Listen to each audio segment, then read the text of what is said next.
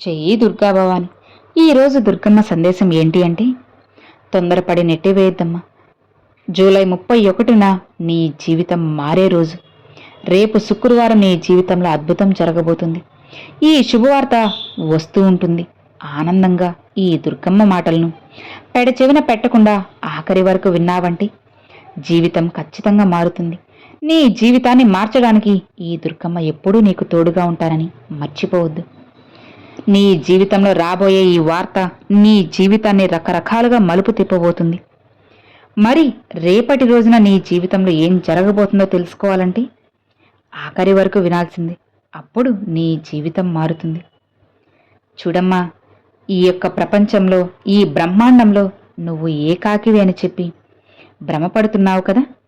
పంచభూతాల్లో, ఈ సృష్టిలో ప్రతి ఒక్క అణువులో కూడా నీ దుర్గమ్మ వ్యాపించి ఉన్నాను. నీ ప్రతి శ్వాసలో, నీ ప్రతి ఆలోచనలో కూడా నేనున్నాను. నువ్వు ప్రాణపదంగా నమ్మినా ఈ దుర్గమ్మ ఉన్నాను. కష్ట సుఖాల్లో నీకు తోడుంటాను. నువ్వు నమ్మిన వారు నీ అవసరం తీరగానే నిన్ను అడవిలో విడిచిపెట్టిన బాటసారిగా నీ యొక్క చీకటిలో విడిచిపెట్టేసి వదిలి వెళ్ళిపోయారా కదా. వారు నిన్ను విమర్శించినందుకు నీకు అన్ని విధాలుగా బాధపడుతున్నావు. గుర్తుపెట్టుకో తల్లి, మండు టెంటల్లో కూడా నీ యొక్క నీడ కూడా నిన్ను వదిలేస్తుంది. కానీ ఈ దుర్గమ్మ మాత్రం నీ వెంటే ఉంటాను, వదిలే ప్రసక్తే లేదు. నీవు నడిచే ప్రతి ఒక్క అడుగులో, నీ యొక్క పాదముద్రలో కూడా నీ పక్కన నేనుంటాను. నా పాదముద్రలు ఉంటాయి. ఇది విషయం మర్చిపోవద్దమ్మా. లోకం నిన్ను విడిచిపెట్టినా సరే, నీ సొంత వారి నిన్ను వదిలేసినా సరే, నీకోసంగా ఎప్పుడూ కూడా నా హృదయ తలుపులు తెరిచే ఉంటాయి. నువ్వు ఈ దుర్గమ్మ బిడ్డవు. నీ బాధ్యత అంతా కూడా నాది. నీ సంరక్షణ నా ధర్మం. నువ్వు ఒంటరిగా ఉన్నావని అస్సలు బాధపడకు. నీలో ఉన్నది నేనే. నువ్వు చేసే పాపం ఏంటి అని, ఏ తప్పుకి కూడా ఈ యొక్క కఠినమైన శిక్షను నువ్వు అనుభవిస్తున్నావు, ఇది తెలియదని ప్రతిరోజు కూడా నువ్వు బాధపడుతున్నావా? చూడమ్మా, మానవ జన్మ ఎత్తిన ప్రతి ఒక్క జీవి తన యొక్క పూర్వ జన్మల సంచిత కర్మ ఫలితాలను అనుభవించక తప్పదు. ఇప్పుడు నీవు అనుభవిస్తున్న ఈ కష్టాలు, అవమానాలు, కన్నీళ్లు నీ మనసును పరిశుద్ధం చేయడానికి నేను ఇస్తున్న ఒక దివ్యమైన ఆధ్యాత్మిక యజ్ఞం. ఈ యొక్క యజ్ఞం అనేది అగ్నిలో కాలి శిల్పి చేతిలో దెబ్బల మీద దెబ్బలు తింటేనే కదా దానికి ఒక సామాన్యమైనటువంటి రాయి అద్భుతమైన శిల్పంలో ఎలా మారుతుందో, అలానే నీవు కూడా బాధలన్నిటినీ కూడా అగ్నిలో కాలితే ఒక అద్భుతమైన మహోన్నతమైన వ్యక్తిగా రూపాంతరం చెందగలవు. నీ యొక్క ఓపికను పరీక్షించడమే కాదు నా ఉద్దేశం, నీ ఓర్పుకు తగ్గ పదింతల సుఖాన్ని, ఫలితాన్ని, శాంతిని ప్రసాదించడమే నా కర్తవ్యం. కాబట్టి దేనికి భయపడకు, అధైర్యపడకు. నీ వెనుక శక్తివంతమైన ఒక దుర్గమ్మ ఉంది అని తెలుసుకో. పక్క పర్వతంలా నేను నీ పక్కనే నిలబడి ఉంటాను. నీ యొక్క కర్మ ఫలితం అనేది నీలో ఉన్నటువంటి అహంకారాన్ని కడిగేసి నిన్ను స్వచ్ఛంగా నా దగ్గరకు చేర్చేలా చేస్తాను. నీ యొక్క తెలివితేటలతో, నీకున్న ధనబలంతో, నీకున్న లోక జ్ఞానంతో నీ సమస్యలన్నీ కూడా పరిష్కరించుకోవాలని చెప్పి నువ్వు అనుకుంటూ విఫలమైపోతున్నావు కదా. ఎందుకంటే సర్వం నా అధీనంలో ఉన్నప్పుడు నీవు నీ సొంత అల్ప ప్రయత్నాలు చేసి విమర్శించావు. నీవు ఎప్పుడైతే నా శక్తి ఇంతే, నా వల్ల కావడం లేదు, అంతా కూడా మీరే చూసుకోండి దుర్గమ్మ, మీరే నా దిక్కు, మీరే నా సర్వస్వం అని చెప్పి సంపూర్ణంగా నా పాదాల దగ్గర ఆర్తిగా వేడుకుంటావు, అప్పుడు నీవు నా యొక్క విశ్వాసాన్ని తెలుసుకోగలవు. శరణాగతి అంటే కేవలం నా ముందు తలంచడం మాత్రమే కాదు. నీ బాధలన్నిటినీ, భయాలను, నీ భవిష్యత్తును నాపై విడిచిపెట్టి నిశ్చింతగా ఉండు. అలా చేసిన క్షణమే నీ సమస్యలు, భారం మొత్తం కూడా నా భుజాల మీదకి ఎత్తుకుంటాను. అప్పటినుంచి నీ గెలుపు, నీ బాధ్యత మొత్తం నేను తీసుకుంటాను. నీ సుఖమే నా ఆనందం. నువ్వు భారంగా మోస్తున్న ప్రతి భారాన్ని నా పాదాల చెంత ఉంచు. అన్నిటినీ తేలిగ్గా మారుస్తాను. నేను నీ ప్రార్థనను వినడం లేదని చెప్పి, నీ యొక్క మొర ఆలకించడం లేదు అని మౌనంగా ఉంటున్నానని చింతిస్తున్నావు కదా. గుర్తుపెట్టుకోమ్మా, పరీక్ష అనేది జరిగేటువంటి సమయంలో గురువు, దైవం ఎప్పుడూ మౌనంగా ఉంటారు. కానీ ఆ భగవంతుని యొక్క కళ్ళు ఎప్పుడూ కూడా తన భక్తుల కోసమే పరితపిస్తూ ఉంటాయి. నువ్వు రాత్రిపూట కన్నీళ్లతో అంతా తలగడను కూడా తడుపుతున్న ప్రతి ఒక్క చుక్కను నా దగ్గర లెక్క కట్టున్నాను. కాలం పక్వానికి రాకుండా ఏ పండు కూడా తీపిని ఇవ్వలేదు కదా. నీవు కోరుకున్న దానికంటే 10 రెట్లు గొప్పది నీకు నేను ఇస్తున్నాను. అదే నా ఆశ. ఆ యొక్క శుభ సమయం వచ్చే వరకు కూడా నువ్వు నిశ్చింతగా ఉండు. ఈ దుర్గమ్మ నామస్మరణ చేస్తూ ఉండు. నిశ్శబ్దంగా ఉండు చాలు. నేను చేసినటువంటి అద్భుతాలను చూసి ఈ లోకం ఆశ్చర్యపోయే రోజు అనేది దగ్గరలోనే ఉంది. నా మౌనం నీ కోసమే, నా ఆశీస్సులు నీ జీవితం కోసమే. మౌనంగా ఉండి నేను నీ కోసం నిర్మిస్తున్న సామ్రాజ్యాన్ని గమనిస్తూ ఉండు. ఇక ఈ యొక్క జగత్తు ఒక మాయా ప్రపంచం లాంటిది. ఇక్కడ బంధాలు, అనుబంధాలు అన్నీ కూడా అవసరాల మీద మాత్రమే ఉంటాయి. స్వార్థ ప్రయోజనాల మీద మాత్రమే ఆధారపడి బ్రతుకుతున్నాయి. అవసరం ఉన్నప్పుడు నిన్ను ఆకాశానికి ఎత్తేస్తారు. అవసరం తీరాక ఆకాశం నుండి పాతాళానికి నెట్టేస్తారు. కానీ నేను మాత్రం అలా అస్సలు చేయను. నీవు కోటీశ్వరుడైన అత్యంత కటిక దరిద్రంలో ఉన్నా కూడా, నీవు విజయ శిఖరాల్లో ఉన్నటువంటి అపజయాలను పాతాళంలో ఉన్నా సరే, నా ప్రేమ నీకు సరి సమానంగానే ఉంటుంది. నా ఆప్యాయత కూడా నీకు ఎప్పుడూ ఉంటుంది. సముద్ర పాలల్లా కురుస్తూనే ఉంటుంది. మనుషుల యొక్క మాటలకు, వారి వెన్నుపోట్లకు కృంగిపోవద్దమ్మా. వారు నిన్ను దూరం పెడితే నీవు నన్ను నా యొక్క హృదయ కమలంలో బంధించి రక్షించుకుంటూ ఉంటాను. నీవు నాకు కావాలి, నాకు నీవు కావాలి. నీ యొక్క ఆనందమే నా ఆనందం కదా. ఈ లోకాన్ని నమ్మి అస్సలు మోసపోవద్దు. నన్ను నమ్మి మోక్షం పొందు. ఈ లోకం ఒక నీటి బుడగ లాంటిది.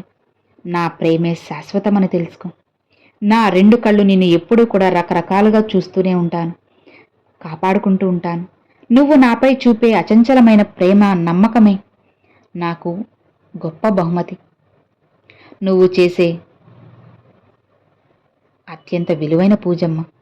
నువ్వు చేసే పూజ ఫలితాల కంటే చాలా గొప్పది నువ్వు నాపై పెట్టుకున్న నమ్మకం. అందుకే నువ్వు ఓర్పుతో ఉండు. నీవు ఆయుధాలుగా ఆ ఓర్పుని, సహనాన్ని చేసుకుంటే చాలు. ఈ ప్రపంచంలో, విశ్వాసంలో, ఈ విశ్వంలో నిన్ను ఓడించే శక్తి, ఏ దుష్ట శక్తి ఎవ్వరూ కూడా ఉండరు.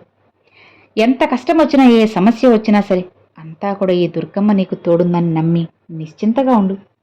అంతా మంచే జరుగుతుంది. నీ అనారోగ్యం అనేది త్వరలోనే నయమవుతుంది.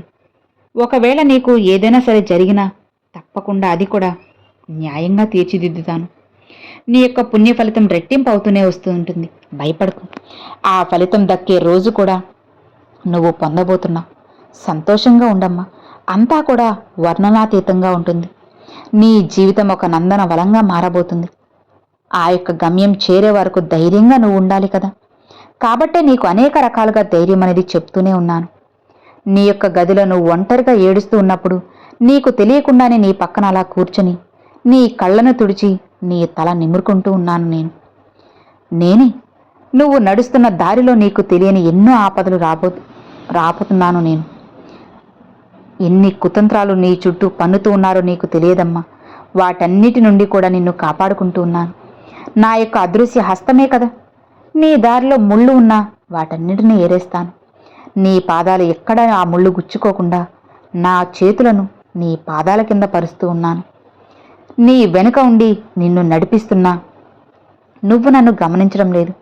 నీకు వచ్చే ఆపదలను నేను నా మీదకు తీసుకుంటున్నాను. ఇక నువ్వు నా ముద్దు బిడ్డవు కదా. నీకు ఎలాంటి హాని జరగకుండా చూసుకోవడమే కదా ఈ దుర్గమ్మ యొక్క కర్తవ్యం. చెప్పు. నీ నమ్మకమే నీకు శ్రీరామ రక్షగా మారుతుంది. అదే నీకు విజయాన్ని తెచ్చిపెడుతుంది అని తెలుసుకో తల్లి. బిడ్డ, కరుణతో నేను నిన్ను ఎప్పుడూ కూడా చూసుకుంటూ ఉంటాను. నీ యొక్క హృదయాన్ని ఒక నిర్మలమైన దేవాలయంగా మార్చుకో. అక్కడ ఈ దుర్గమ్మని శాశ్వతంగా కొలువుతీరి ఉంటాను.